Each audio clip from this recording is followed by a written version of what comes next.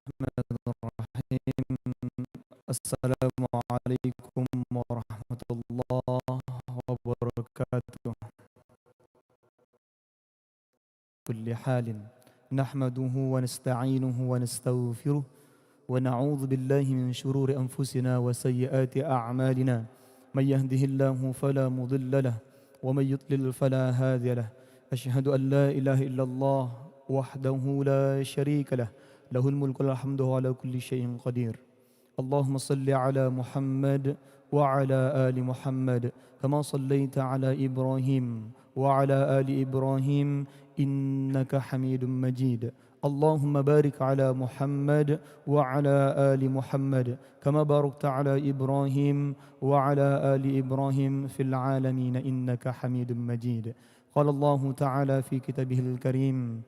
أعوذ بالله من الشيطان الرجيم بسم الله الرحمن الرحيم وننزل من القرآن ما هو شفاء ورحمة للمؤمنين ولا يزيد الظالمين إلا خسارا. صدق الله العظيم. الحمد لله. Jamaah salat Maghrib yang dirahmati oleh Allah, tidak ada kata atau ucapan yang paling pantas untuk kita ucapkan selain kata Alhamdulillahirabbil alamin. Begitulah yang diajarkan oleh Rasulullah.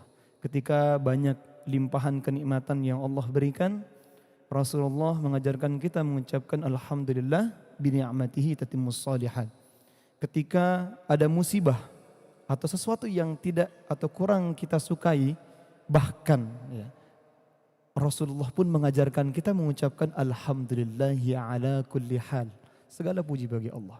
Karena kenikmatan itu jika kita syukuri maka akan bertambah. La in syakartum la azidannakum. Maka ketika kita mendapatkan musibah, kenapa kita mengucapkan Alhamdulillah? Karena mungkin dengan asbab musibah, kecelakaan, penyakit atau sesuatu yang tidak menyenangkan yang kita dapatkan itu Allah angkat darinya nanti keburukan atau dosa-dosa kita yang telah lalu. Kita juga bersyukur hari ini Allah mudahkan langkah kaki kita menuju tempat yang mulia ini. Yang mana di sini saya sangat luar biasa bersyukur melihat dominasi yang hadir adalah anak-anak muda di tahun 80-an. Ini anak-anak muda tahun 80-an, tahun 70-an, dominasinya ya, Masya Allah. Memang semangat mudanya ternyata tidak luntur. Ya. Temanya hari ini, malam ini, detox dengan Al-Quran. Ya. Mengapa? Karena, kenapa butuh detox? Detox itu tahu artinya ya? Apa detox itu? Bersih-bersih. Ya. Detox itu bersih-bersih dengan Al-Quran. Apa yang didetox?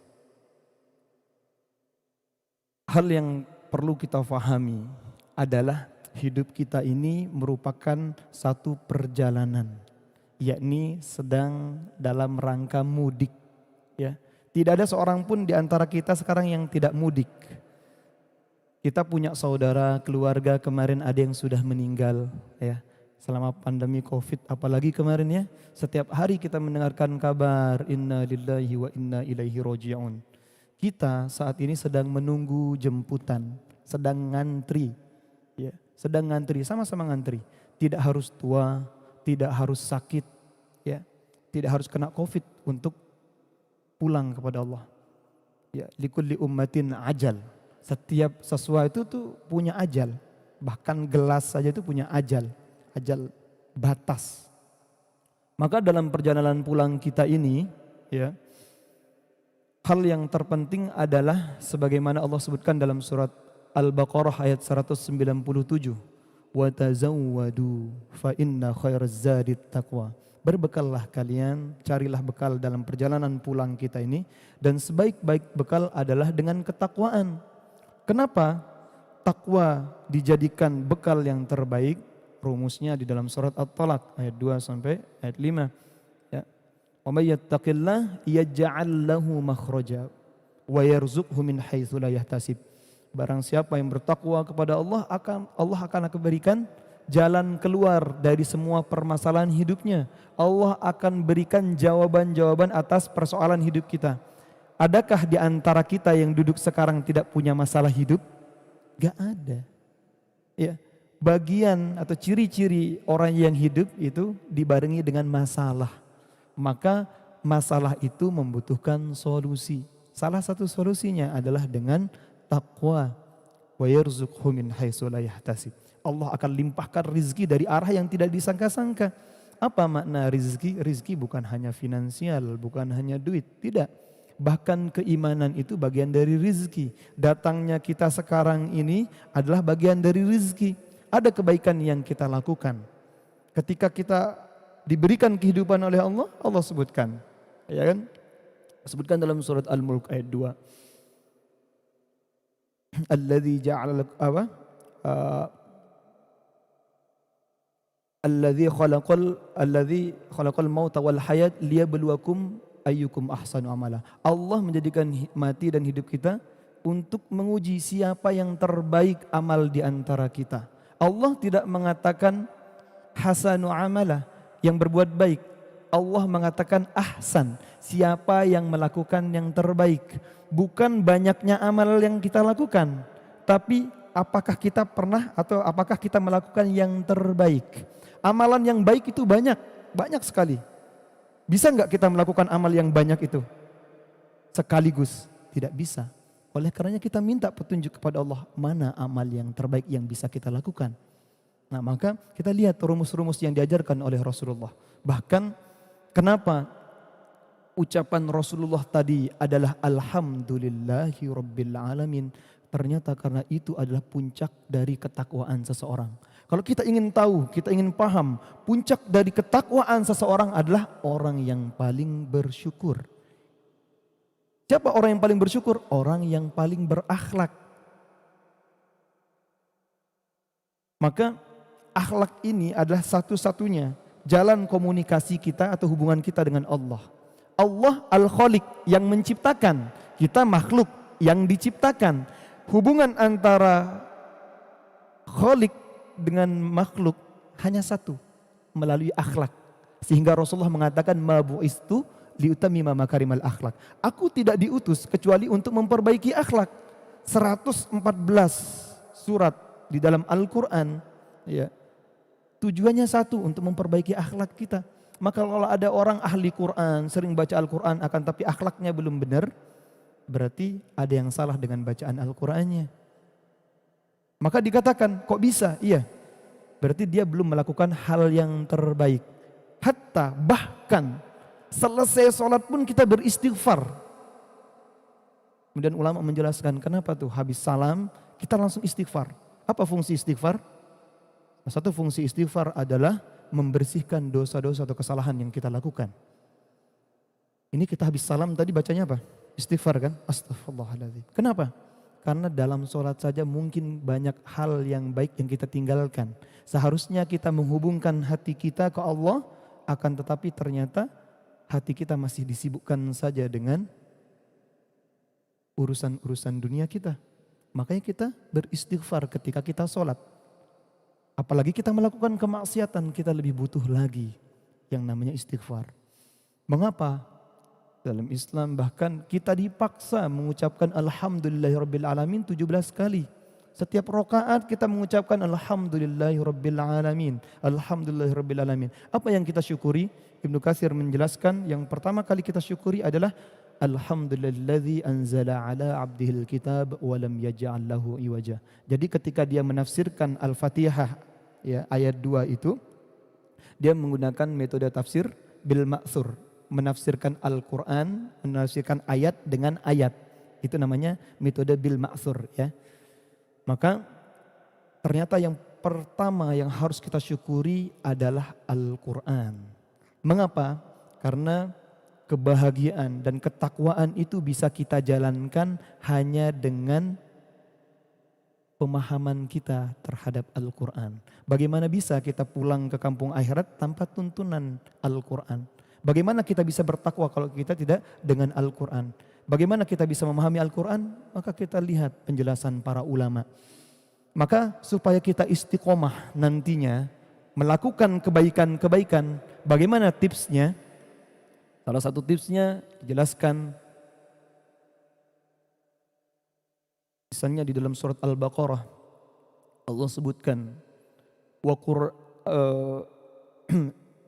walladzina amanu wa hajaru wa jahadu fi sabilillah ulaika hum yarjuna rahmatullah. Orang-orang yang beriman kepada Allah, orang yang berhijrah dan orang yang berjihad ya di jalan Allah hanya mencari rahmatnya Allah, hanya ridhonya Allah yang dicari. Maka kunci pertama supaya kita bisa senantiasa istiqomah melakukan amal kebaikan adalah kita harus ikhlas. Ikhlas itu mencari wajahnya Allah saja. Akan tetapi setan itu faham, iblis itu sangat faham. Kalau seandainya manusia ini mampu mensyukuri nikmat Allah nanti, ya kata iblis, apa yang ia lakukan? Ia akan menggeser rasa syukur kita itu supaya kita tidak mensyukuri nikmat itu. Oleh karenanya di dalam surat Al-A'raf ayat 16-17 iblis bersumpah, a'udzubillahi minasyaitonirrajim. Bismillahirrahmanirrahim.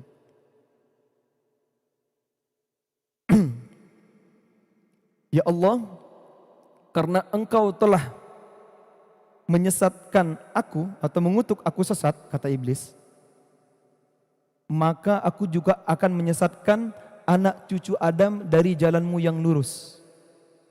Ya. Tsumma la'atiyannahum min baini aydihim. Kemudian aku akan mendatangi mereka dari depan mereka.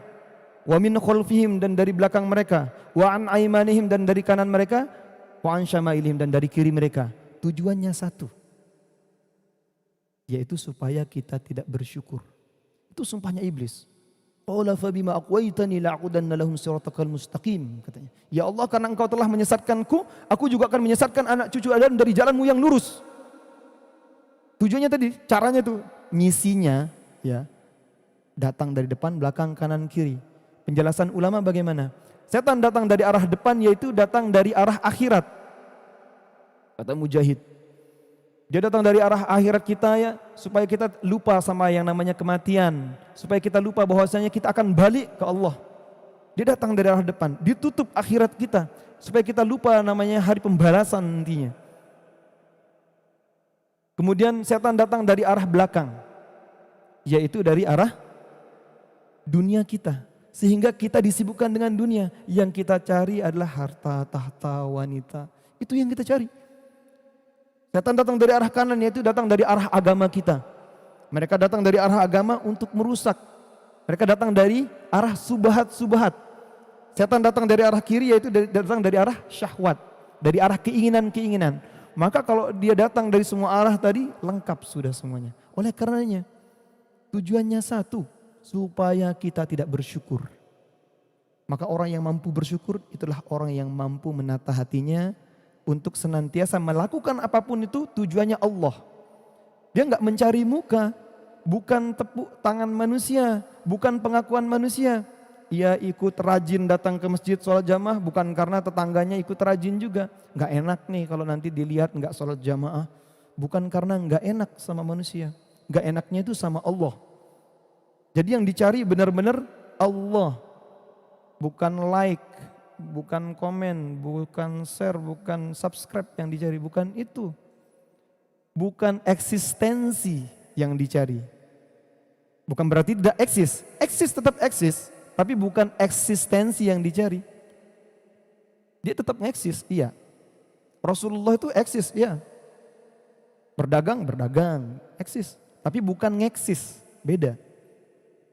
Karena kalau dia ngeksis, yang dia cari adalah pengakuan manusia.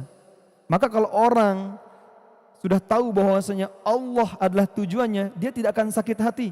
Ketika kita melakukan kebaikan, terus yang dicari adalah balasan atau rasa terima kasih dari manusia, apa yang akan ada? Yang akan ada adalah hanya kecewaan. Berharap pada makhluk adalah patah hati yang disengaja. Kata ulama. Iya, kalau kita butuh terima kasihnya orang atau mencari tepuk tangan orang, pengakuan orang atas kebaikan yang kita lakukan, pasti kita kecewa. Maka kalau kita sekarang ditugaskan oleh Allah sebagai seorang suami, orang tua, kalau kita fokus melayani Allah, kita tahu balasannya dari Allah. Apapun yang kita temukan dalam rumah tangga kita, dalam kehidupan kita, itu Allah sudah gariskan. Kadang Allah ya, ketika menerima amal seseorang, Allah angkat derajatnya melalui apa? Melalui kesabaran. Karena pahala sabar itu unlimited. Allah berikan itu. Oleh karenanya ketika tadi dikatakan bahwasanya ikhlas itu adalah bagian dari ketakwaan. Itu puncak juga dari ketakwaan. Orang yang bersyukur itu dia ikhlas. Maka yang paling perlu didetoks adalah hati kita. Karena keikhlasan, ketakwaan di sini. Ketika Rasulullah ditanya, ya Rasulullah di mana takwa? Rasulullah menepuk dadanya 3 kali. At-taqwa hahuna, at-taqwa hahuna, at-taqwa hahuna. Takwa itu ada di sini. Ya, dikatakan kan, innallaha la yanzuru ila ajsamikum wala ila suwarikum walakin yanzuru ila qulubikum. Allah itu enggak lihat tampang kita, Allah enggak lihat gantengmu, Allah enggak lihat penampakan kita kayak gimana, fisik kita enggak gimana. Allah enggak lihat itu, akan tapi walakin yanzuru ila qulubikum, akan tapi Allah melihat hati kita. Oleh karenanya ternyata yang bikin orang susah untuk bertakwa, setan tadi itu menutup segala pintu dari depan, belakang, kanan, kiri supaya hati kita kotor. Padahal Allah sebutkan nikmat yang Allah berikan itu banyak banget. Sampai-sampai Allah sebutkan 2 kali di dalam Al-Quran, di dalam surat di dalam surat An-Nahl ayat 18 dan di dalam surat Ibrahim ayat 32. Dalam surat An-Nahl Allah sebutkan wa in ta'uddu ni'matallahi la tuhsuha. Jika kalian mencoba-coba untuk menghitung nikmat Allah, tidak akan ada seorang pun mampu untuk mengkalkulasikan, menjumlahkan. Hitungan bisa. Kita bisa menghitung nikmat Allah, tapi menjumlahkan bisa enggak? Tidak akan mampu. Kemudian Allah tutup dengan innallaha laghafurur rahim. Sesungguhnya Allah Maha Pengampun lagi Maha Penyayang. Di dalam surat Ibrahim ayat 32 Allah sebutkan dengan kalimat yang sama. Wa in ta'uddu ni'matallahi la tuhsuha. Kalau kalian menghitung-hitung nikmat Allah, maka tidak akan mampu kita hitung. Tidak akan mampu kita kalkulasikannya. Innal insana zaluman kafara. Sesungguhnya manusia itu zalim lagi kufur. Jadi ulama menjelaskan, hatta sampai jika manusia itu dipaksa untuk bersyukur. Bahkan kita dipaksa, 17 kali kita mengucapkan alhamdulillahirabbil alamin, kadang hati kita tidak connect. Frekuensi hati kita tidak muncul di situ. Ini menandakan bahwasanya setan sudah menguasai dirinya. Mengapa? Rasulullah SAW bersabda, inna syayatin yajri minal insan majrad dam. Setan berjalan di dalam tubuh manusia itu melalui aliran darah. Kok bisa setan masuk ke dalam tubuh kita? Karena ada kemaksiatan yang pernah ia lakukan. Oleh karenanya Ibnu Rajab mengatakan bahwasanya min saubul hasanati hasanatu ba'daha wa min saubus sayyiati sayyiatu ba'daha. Di antara balasan kebaikan adalah kebaikan berikutnya dan balasan keburukan adalah keburukan berikutnya. Kalau kita sekarang melakukan kebaikan, dan kalau kita ingin tahu nih sholat maghrib kita diterima oleh Allah tadi, Allah akan mudahkan kita nanti sholat isya. Allah akan mudahkan kita untuk melakukan amal baik berikutnya. Tidak ada satupun amal baik yang kita tinggalkan kecuali ada kemaksiatan yang kita lakukan. Jadi kalau ada nih, mungkin kita Senin Kemisnya rutin, suatu saat kok tiba-tiba kita malas untuk melakukan itu menandakan bahwasanya ada kemaksiatan yang mengotori hati kita. Ya. Jadi rumusnya begitu. Kalau kita sudah bisa melakukan kebaikan, Allah akan mudahkan kita melakukan kebaikan berikutnya. Kalau kita melakukan kemaksiatan, berat itu nanti. Karena kemaksiatan yang kita lakukan itu membuka peluang hati kita nanti akan melakukan kemaksiatan berikutnya. Kenapa? Karena kita sudah dikuasai setan.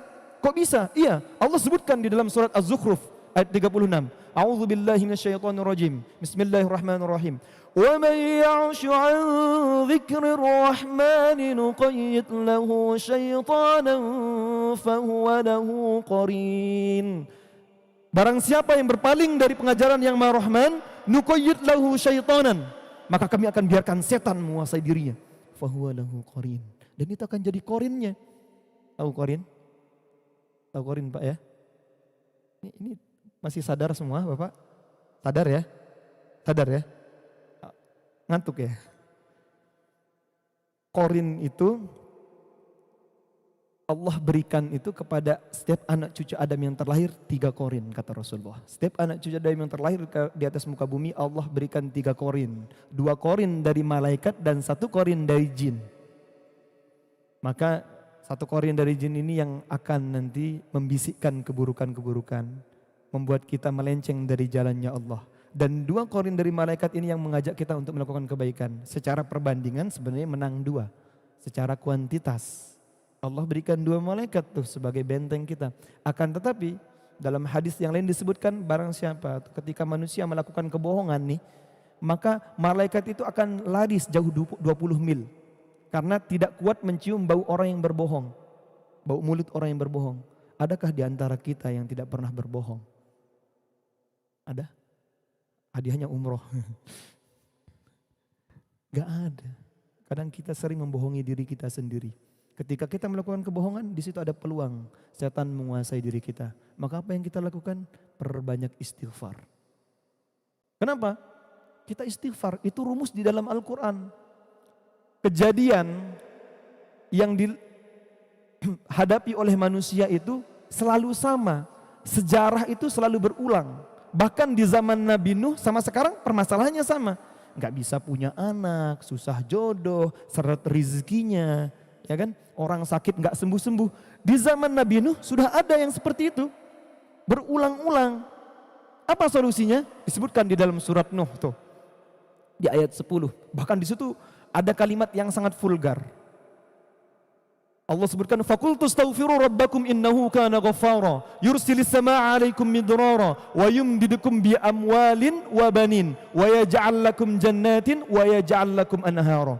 Maka faqultu astaghfiru rabbakum innahu kana ghaffara. Bertobatlah kepada Allah, Allah pasti akan ngampuni. Di antara apa yang kita dapati dari musibah, dari ujian, dari sesuatu yang tidak nyaman pada kita, itu disebabkan karena diri kita. Allah ingin kita itu bahagia. Allah itu ingin kita tenang. Ciri-cirinya orang bahagia itu kan senantiasa tenang. Bukan karena uang yang banyak, bukan karena rumah yang bagus, bukan karena kendaraan yang bagus. Ya, banyak orang yang rumahnya bagus, kendaraannya banyak, ya, pakaiannya, bajunya bermerek semuanya, duitnya banyak, bisa nggak dia tenang? Tidak menjamin dia bisa tenang. Karena Allah yang menjamin ketenangan itu. Dan Allah sebutkan rumusnya. Ala bizikrillahi tatma'innul qulub. Hanya dengan mengingat Allah hati akan tenang. Apakah zikir kita berbayar? Tidak sama sekali. Tapi setan tahu kalau kita berzikir, dia nanti akan mampu untuk bersyukur. Kalau dia tahu dan ingat Allah, dia akan melihat kebaikan-kebaikan Allah yang Allah berikan kepada kita.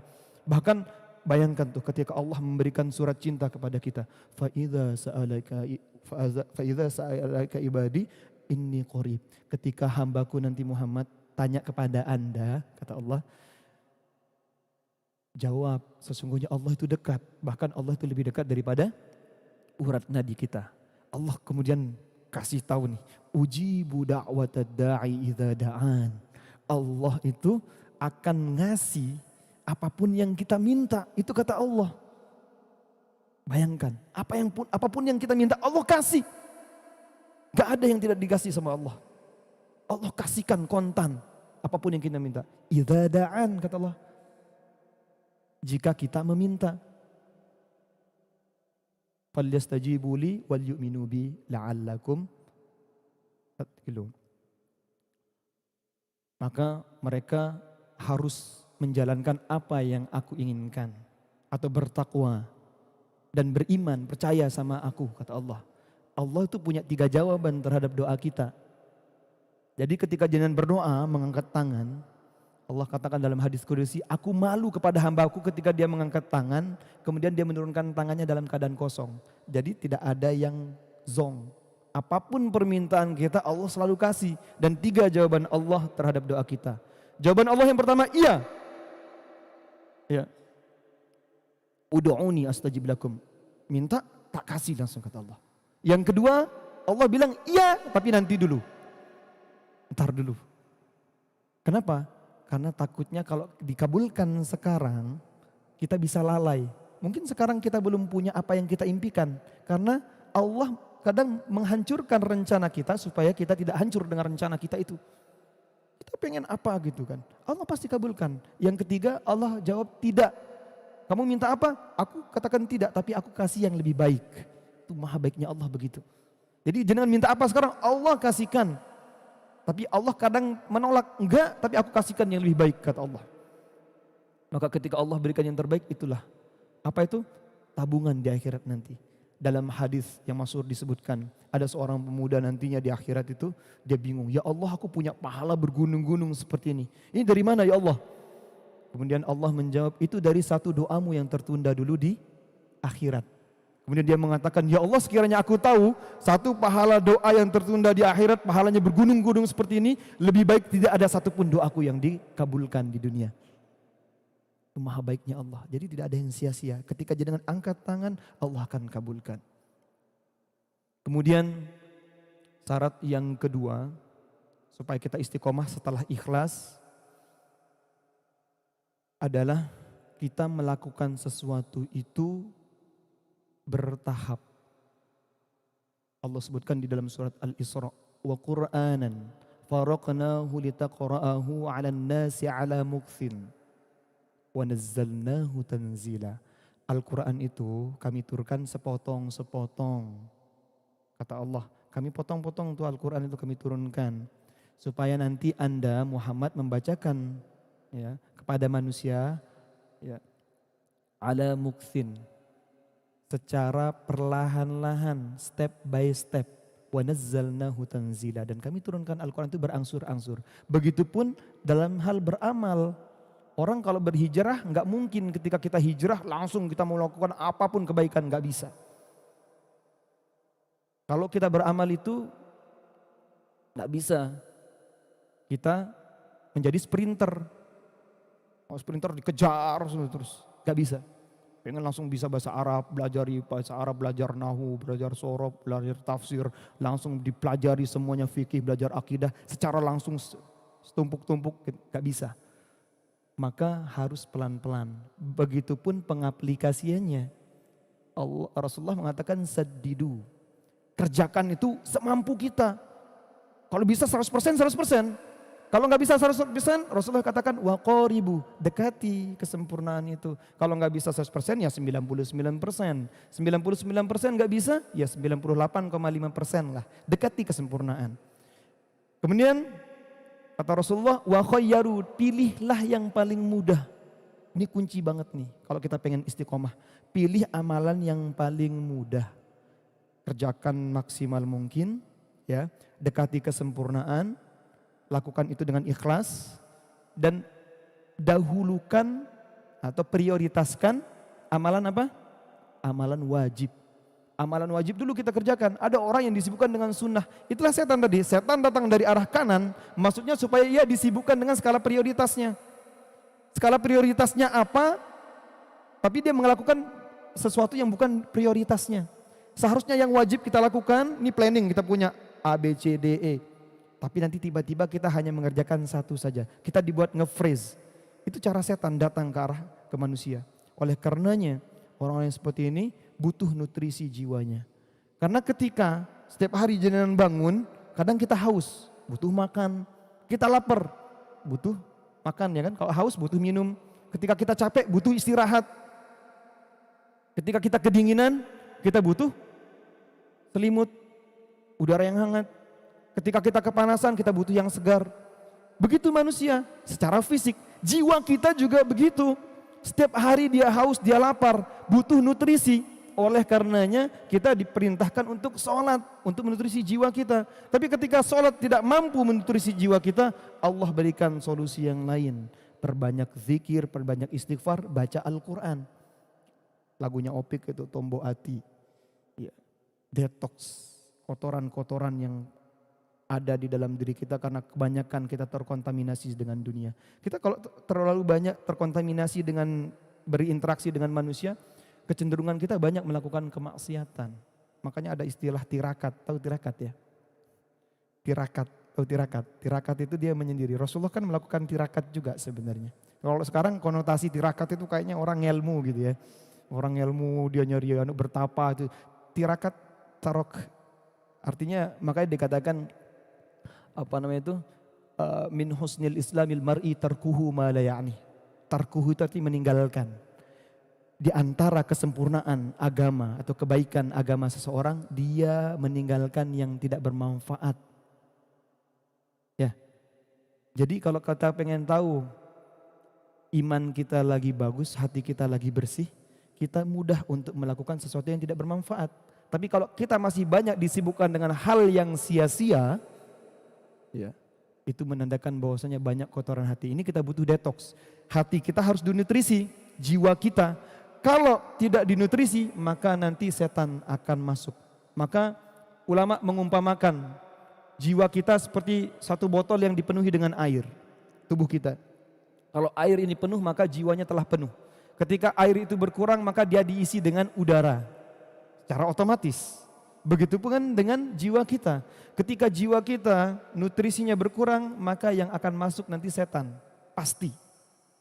Ketika setan sudah menguasai diri kita, maka setan akan menjadi apa? Sutradara hidup kita. Sehingga Rasulullah SAW pernah mengeluhkan sesuatu. Sehingga diabadikan oleh Allah.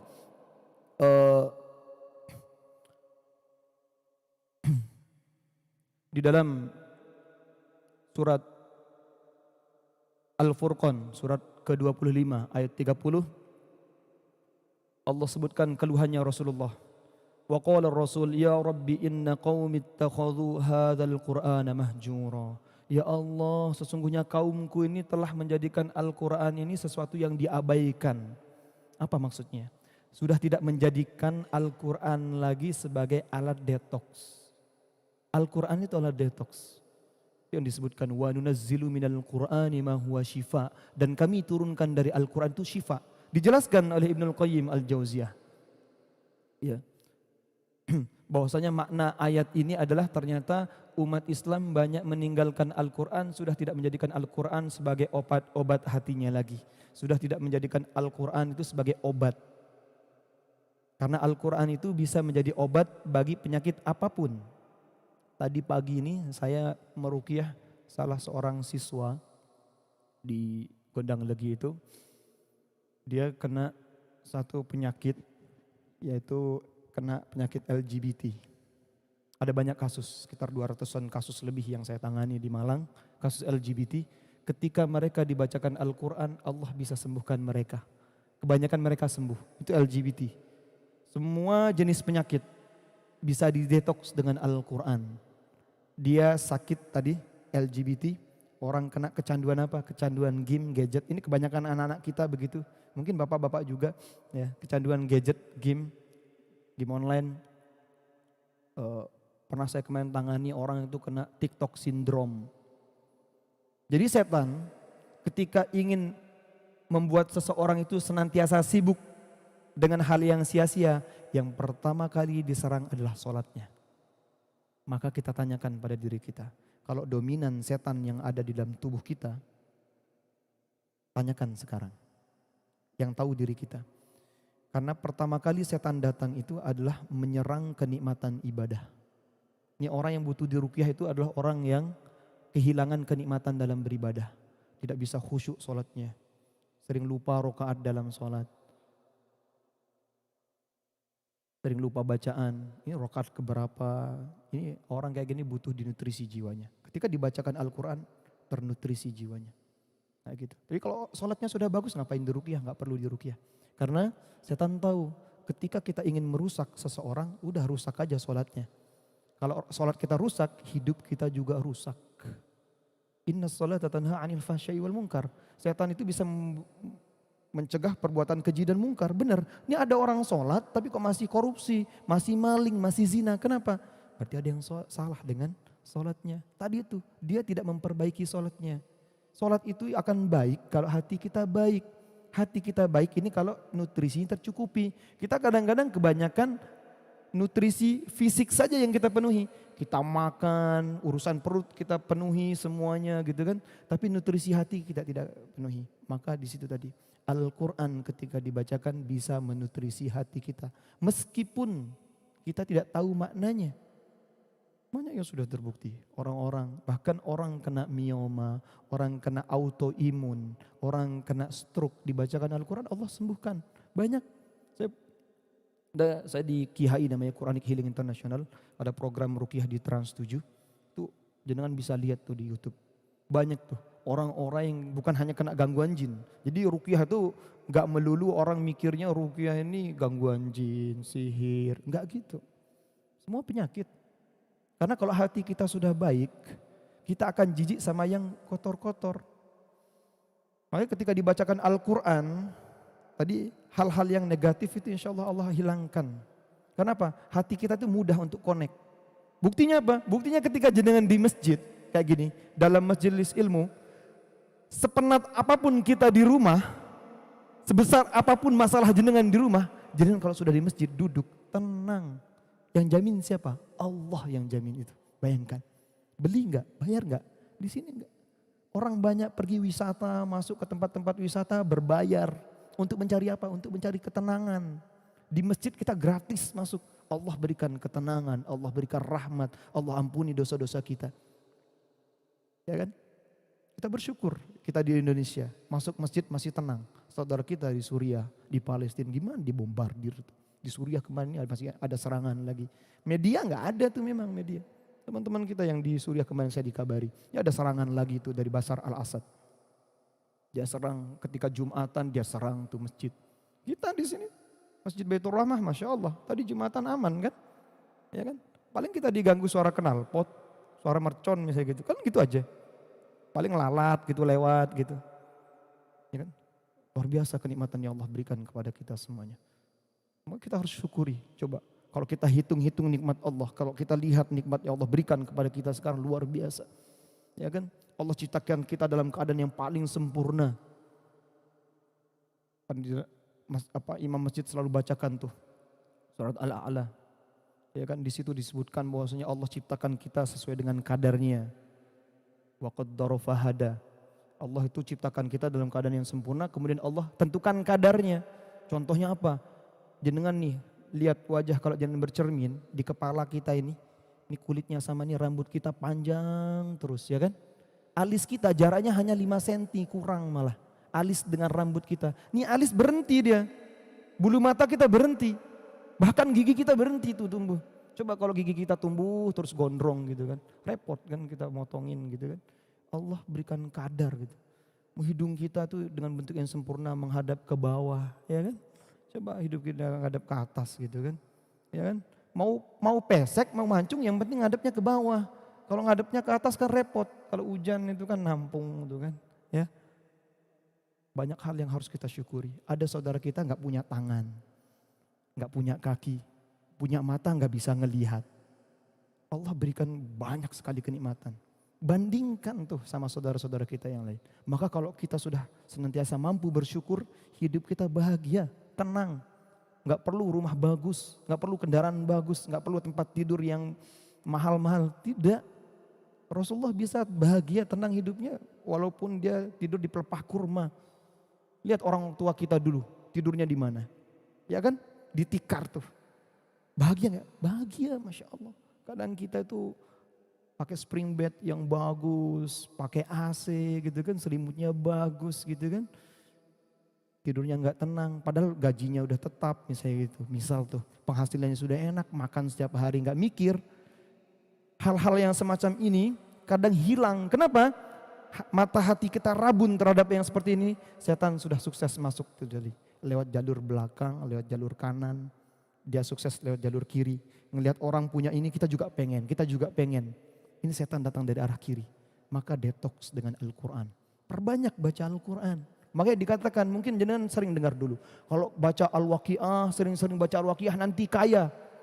Pernah enggak?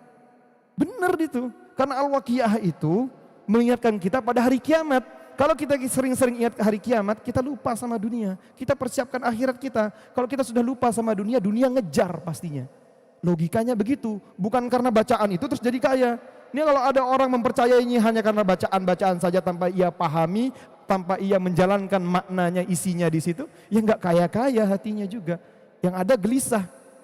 malah ditarget harus baca Al-Waqiah 40 kali semalam gitu, dibacain gitu kan. Apa yang terjadi? Gelisah malah, ya enggak? Gelisah, malah resah malah.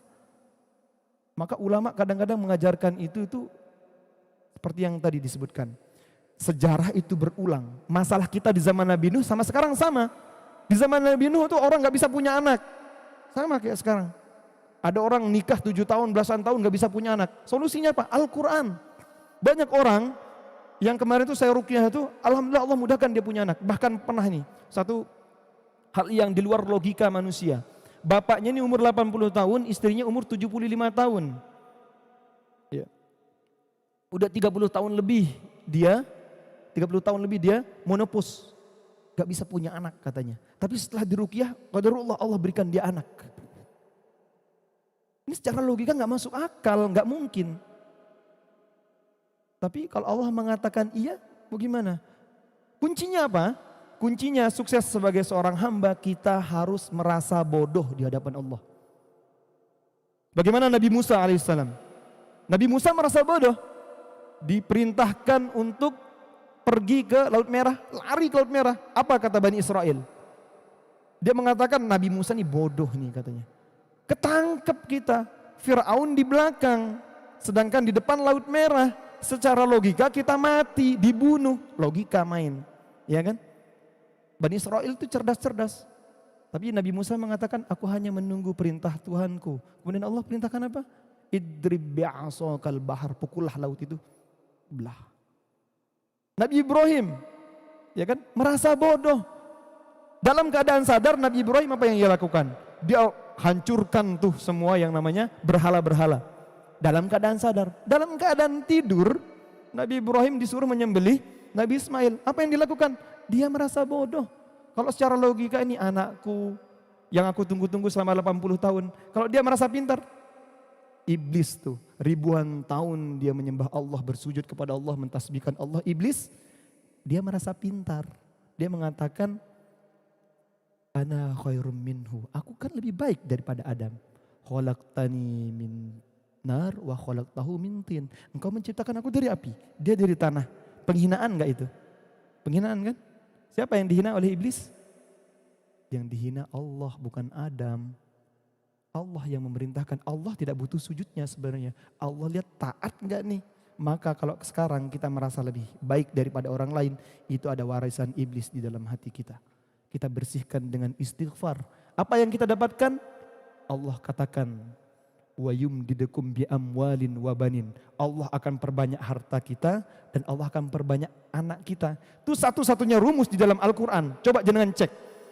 Yang bisa memperbanyak harta. Allah secara vulgar itu mengatakan kalau pengen banyak harta, banyak anak, banyakin istighfar kata Allah. Surat Nuh ayat 12.